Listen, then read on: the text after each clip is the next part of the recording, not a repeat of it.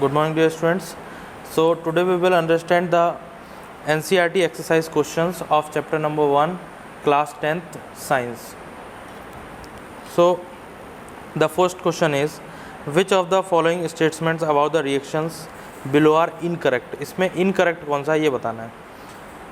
Reaction is 2PbO plus C arrow 2Pb plus CO2. So in this let's see what is going on. देखिए यहाँ पर PbO है, यहाँ पर P अकेला है.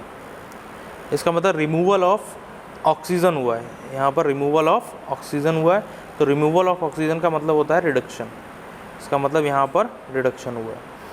सेकेंड पार्ट जो है इसमें देखिए कार्बन यहाँ पर अकेला है, यहाँ पर कार्बन इज़ विद ऑक्सीजन. तो यहाँ पर कार्बन का क्या हुआ है, ऑक्सीडेशन हुआ है. मतलब कार्बन का ऑक्सीडेशन हुआ है और PbO का रिडक्शन हुआ है. ठीक है, तो इसमें देखिए गलत कौन सा है ये हमें बताना है. विच वन इज़ इनकरेक्ट, गलत वाली बात को बताना है. देखिए पहला ऑप्शन है lead is getting reduced. Lead जो है वो रिड्यूस हो रहा है. ठीक है. Second option is carbon dioxide is getting oxidize. Carbon dioxide जो है वो ऑक्सीडाइज हो रही है. Carbon is getting oxidize, carbon oxidize हो रहा है. Lead oxide is getting reduce, lead oxide जो है वो रिड्यूस हो रहा है.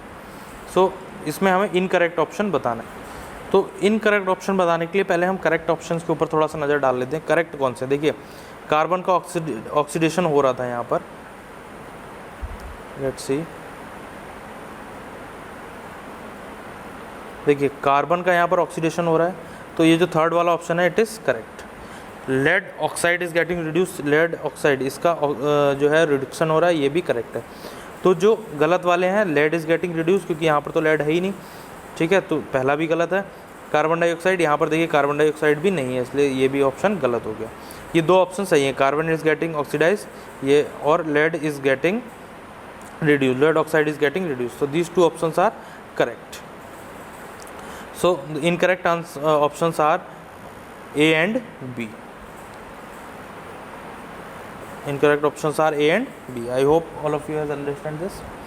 Question number 2, Fe2O3 plus 2Al arrow Al2O3 plus 2Fe. तो इसमें बताना है कि this reaction is a example of, ये जो रिएक्शन है ये किस चीज़ का एग्जाम्पल है. यहाँ पर देखिए क्लियर पता चल रहा है Al जो था O के साथ पहले नहीं था, Al ने Fe को रिप्लेस किया है.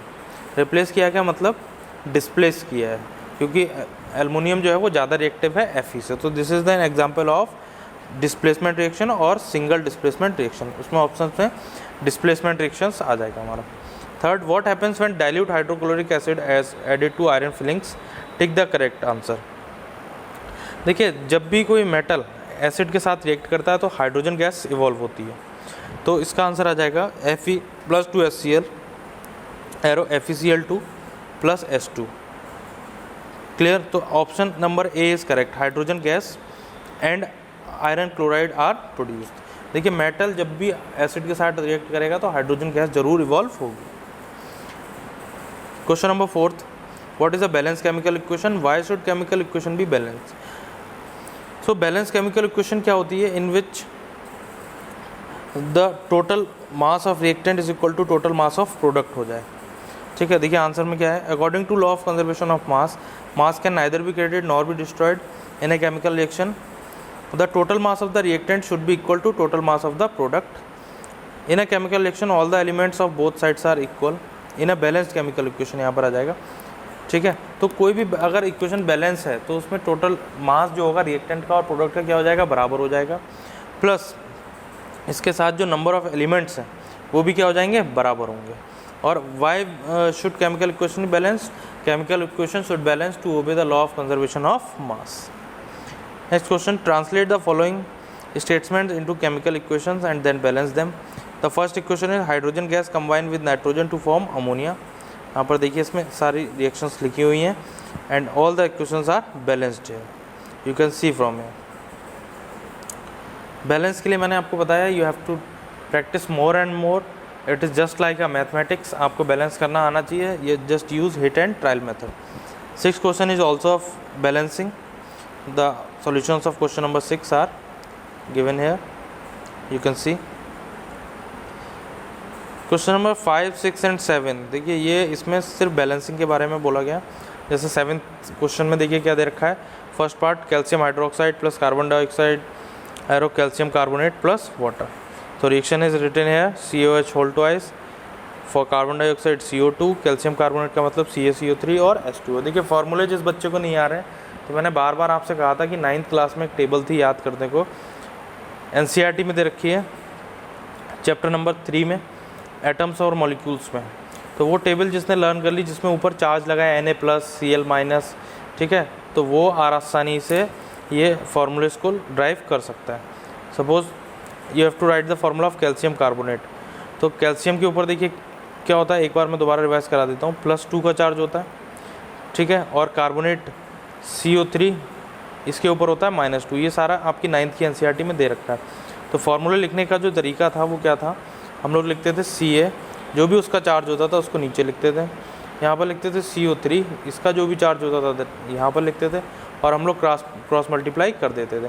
अगर चार्ज इक्वल होते थे तो वो एक दूसरे को कैंसिल आउट कर देते थे, तो फार्मूला बन जाता था CaCO3, ठीक है। सपोज़ एल्युमिनियम क्लोराइड का हमें फार्मूला लिखना है, तो एल्युमिनियम के ऊपर हमें पता है कि +3 चार्ज हुआ, ठीक है, ये सारा उस टेबल में दिया हुआ था। क्लोरीन के ऊपर -1 का चार्ज होता है, तो हेयर वी विल राइट -1। अब यहाँ पर चार्ज अनइक्वल है, चार्जेस आर नॉट इक्वल, तो यहाँ पर इस तरीके से आ जाएगा AlCl3। So in this way you can write the formulas. Okay, suppose barium chloride का लिखना है, तो देखिए बैरियम के ऊपर +2 चार्ज होता है, तो इसके नीचे आ जाएगा +2, Cl-1 होता है, and these charges are unequal, तो यहाँ पर आ जाएगा BaCl2। तो फार्मूला विल बी BaCl2। तो ये फार्मूले आपको लिखने आने चाहिए, अगर फार्मूले नहीं आ रहे तो ये चैप्टर समझने में बहुत ही दिक्कत होने वाली है। Okay, so next question, question number 8। Question number 8 में भी देखिए बैलेंसिंग दे रखी है, and it is asked as which type of reaction it is.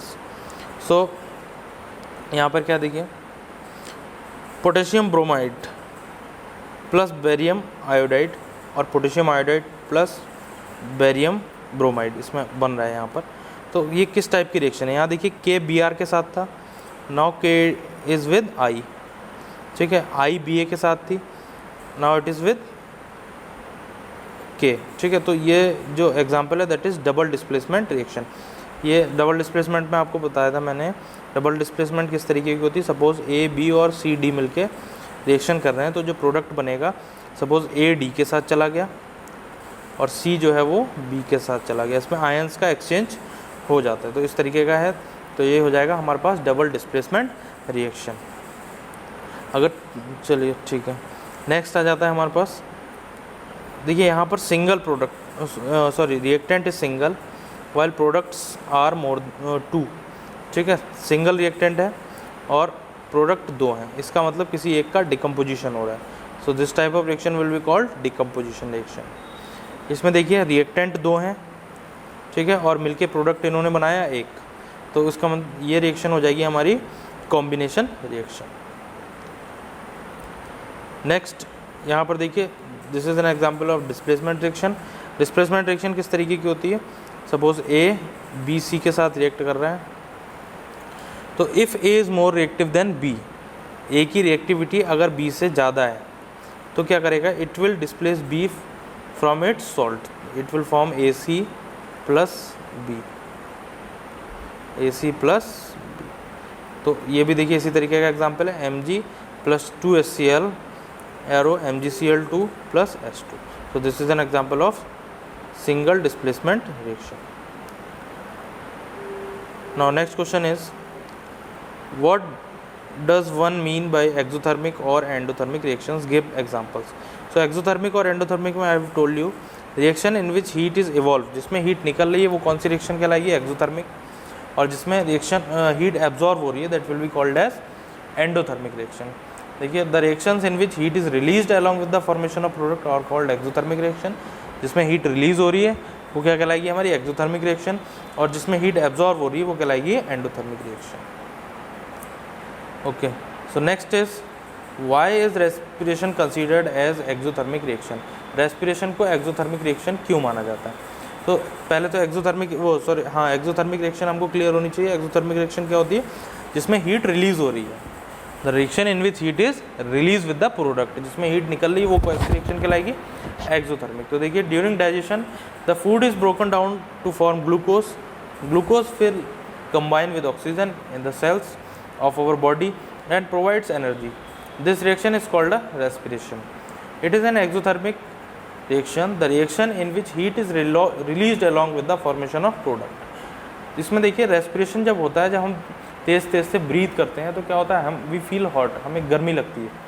इसका मतलब हमारे बॉडी से हीट एनर्जी रिलीज़ हो रही होती है। इसमें रिएक्शन भी पूरी दे रखी है। You can C C6H12O6 + 6O2 ARO6 CO2, देखिए कार्बन डाइऑक्साइड रिलीज होती है एंड वाटर, ठीक है। Okay, so in the end साथ में क्या निकलती है इसमें से? Energy. So these were the 10 answers I have explained you. So that's all for today. In the next part we will understand the rest of the 10 question answers. Thank you very much.